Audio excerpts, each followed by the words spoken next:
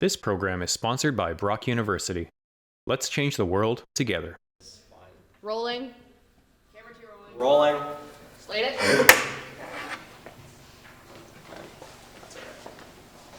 Action. This is honestly messed up.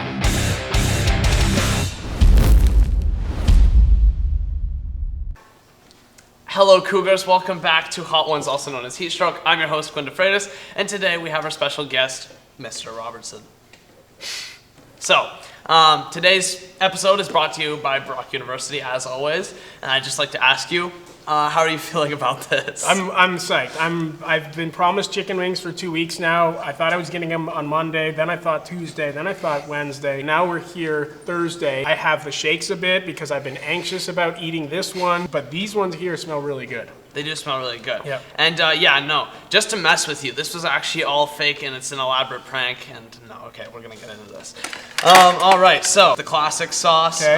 Nothing too crazy here, just nice hot So sauce. what's really neat is before we filmed this segment, we had to decide who was eating the drums and who was eating the flats, and it turned out Twin. preferred flats and I preferred drums. So we're like peanut butter and jelly, spaghetti and meatballs. All right, so cheers. 3, 2, Cheers. 1. Salute.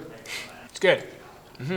So, for our first question, we have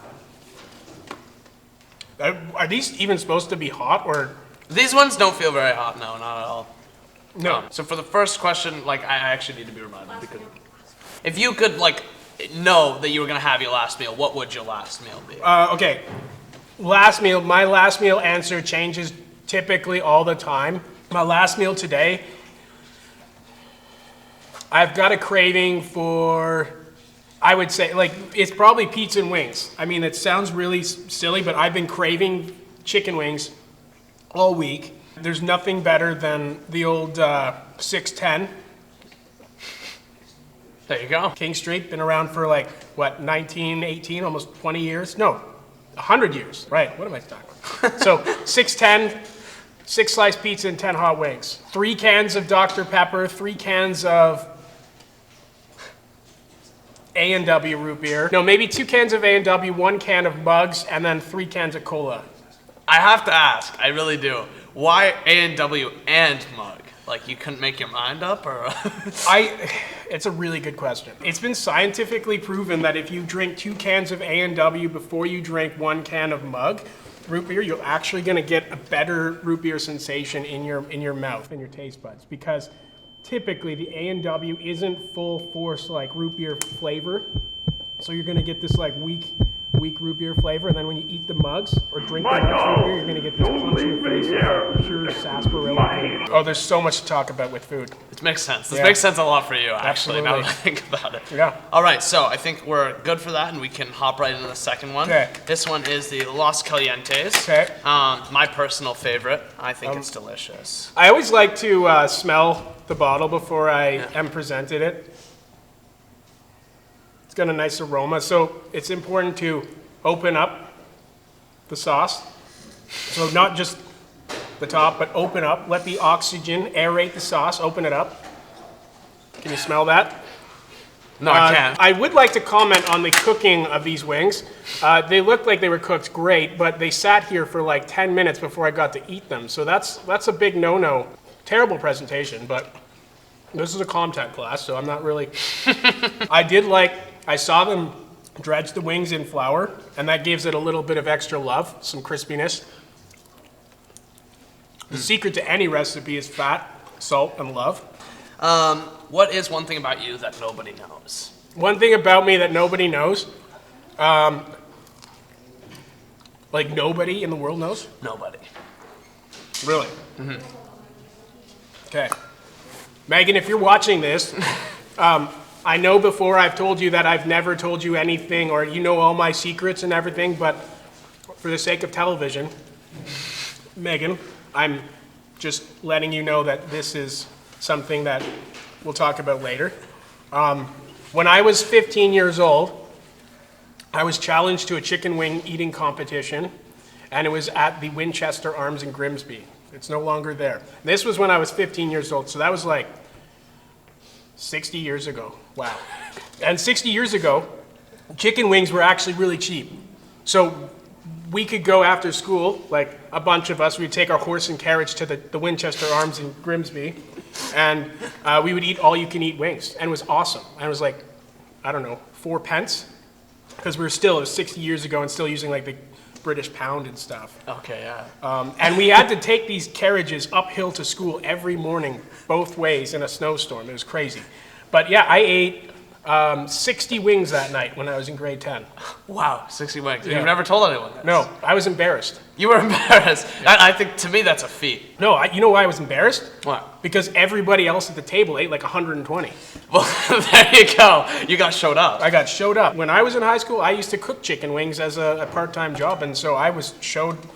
Yeah, it was an embarrassing day, and I don't like to talk about that. Well, if it makes you feel any better, like, you can't be embarrassed when you're next to me. Okay. So, yeah. Sure. I think with that, we can go ahead and get into what you've been waiting for, I'm Okay. sure. Yeah, because these first two sauces, no offense to hot ones, but they were, I would weak. call them like weak ones. I just want to show them, they've globbed this sauce right on top. Very generous. It's very generous, but terrible, terrible technique. So I'm going to just retoss mine in the bowl because I like to have a full coating of sauce. Whoever did this, great work with the fryer, but well, if you take my class next year, if you gotta come back, I will spend several days just showing you proper technique. But it's okay. It's a Comtech class.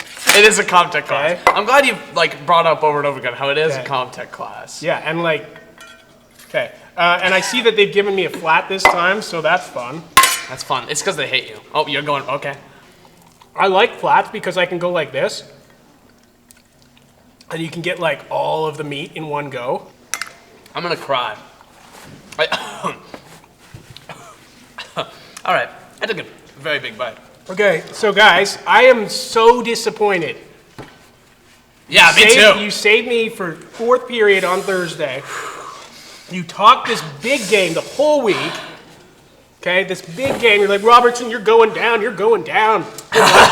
And here I am. It's great. I love your stuff. Are you okay? Do you want some more?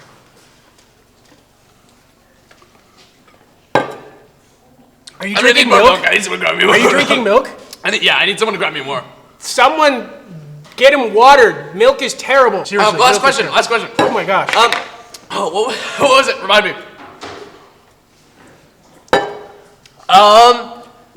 I don't know what the last question is. This is really hot right now. Oh yeah. What's the most crazy thing that's ever happened in the kitchen while you worked in the industry? So about 10 years ago, I was chef at a resort up in the Muskokas called Windermere House.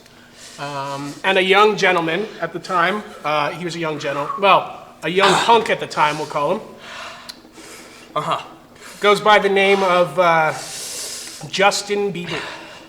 So Justin was staying at this big cottage with his family, and him and his family and friends came up to the dock, got to the resort, and they wanted to order some food. Okay? Yeah. Which is what we do in the kitchen. But this is at like 4 o'clock in the afternoon, in between dinner and lunch service.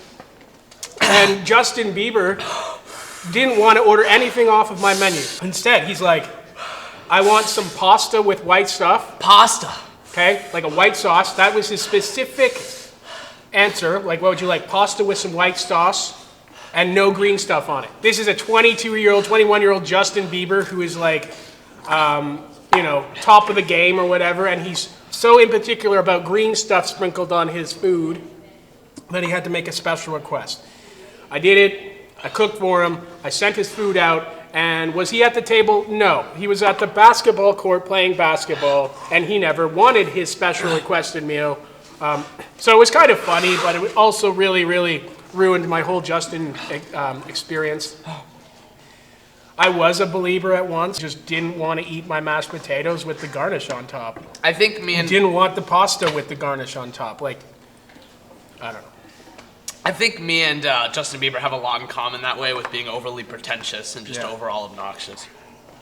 Makes sense. It's really hot. Like, it's still tingling. I'm drinking milk. It is tingling like crazy. This is the worst. Okay, so I actually have a better story regarding this. Yeah. My bestest friend in the whole wide world when I was an apprentice ate a whole habanero chili. Okay, this was while we were cooking dinner service. He then thought it was good to drink milk. What you didn't realize is the milk and the citrus content from the chili itself and the citrus content or the acidic content, the acid in this, is currently curdling that milk in your stomach right now. Yeah, no, I felt that every time we recorded this. So you the get past that 4 days. You're getting that stomach ache. So that's the milk separating in your stomach. It's curdling. It's converting to like a cheese curd. Does it not help that I'm lactose intolerant? So that has been Hot Ones. That's the end of it. I'm so thankful. This is really hot. Hold on.